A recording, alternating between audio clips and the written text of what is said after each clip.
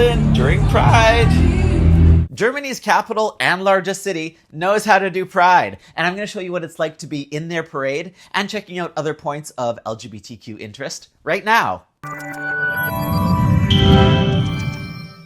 I flew to Berlin on Air Transat. They have direct flights from Toronto twice a week, from late spring to early fall, with connections from other cities through Porter, and they definitely got into the Pride spirit for this flight.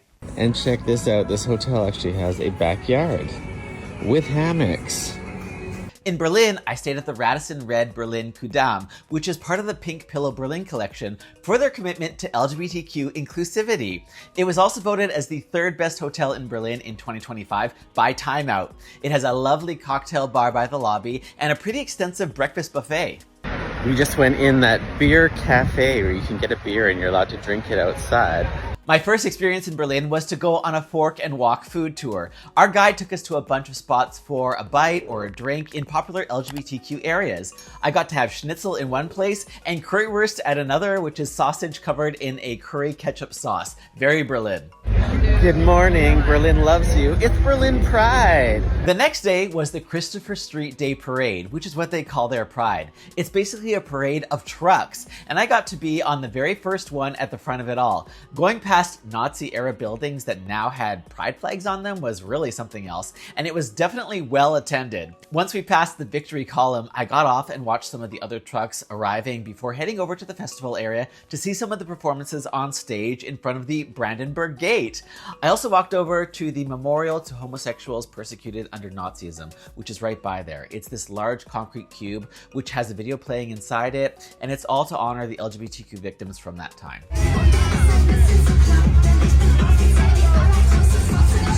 And then off to a club, because Pride is always a mix of remembrance, protest, celebration, and partying. I went to Schwuz, which is Germany's oldest and largest queer nightclub. The nightlife scene in Berlin can get pretty crazy if you want it to, but I'd say this place was relatively tame by Berlin standards. Gay came in the concentration camp, you got a pink triangle. The day after Pride, we went on a sightseeing bus tour guided by a famous local drag queen named Gloria Viagra. She took us to see the memorial plaque that commemorates the use of the pink triangle, and then from there to the memorial of the murdered Jews of Europe, where you can walk through over 2,700 concrete blocks of varying heights and lengths. We did a quick stop at what is Berlin's only surviving historical city gate and most iconic landmark, and then made our way over to the East Side Gallery to see what's left of the Berlin Wall. It's covered in paintings in what's now considered to be the longest open-air gallery in the world. And now, believe it or not, I am going to swing at the top of this building. That tall building is the Park Inn by Radisson Berlin Alexanderplatz, where you can go on their high swing. This is Berlin's highest swing experience from a rooftop 120 meters above the ground. You're up on the 39th floor on this swing, just basically going off and on the building as you go back and forth over the city below. Not great if you're afraid of heights, but a total rush if you're up for it. So right now I'm standing in a section between the Berlin walls. So over there was West Berlin, over there is East Berlin.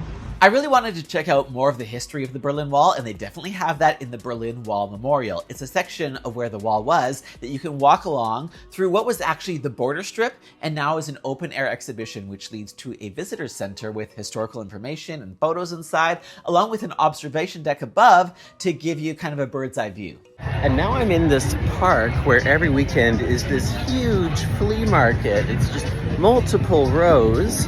Not far from the Wall Memorial is Mauer Park, where you have to go if you're in town on a Sunday, because they have a huge flea market with all kinds of random things for sale. And further into the market is an amphitheater that has karaoke sessions. People get really into it. And a few steps from there, I watched some people drumming. Like, this park is a hub of activity on a Sunday afternoon.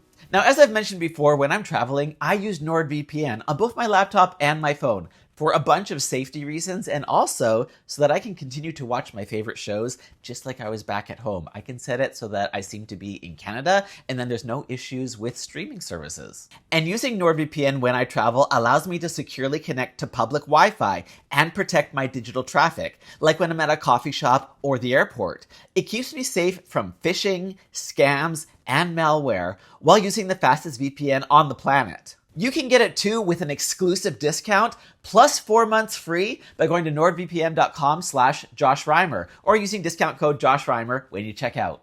Thanks for watching. Have you ever been to Berlin or other parts of Germany? Do you plan to go? I'm actually going to be going back to Germany for the Christmas markets. I'm really looking forward to checking out some of the historic areas of that country. So make sure you subscribe if you're new so that you don't miss that. And I share a lot more travel content on Instagram as well. So please follow me there. Bye.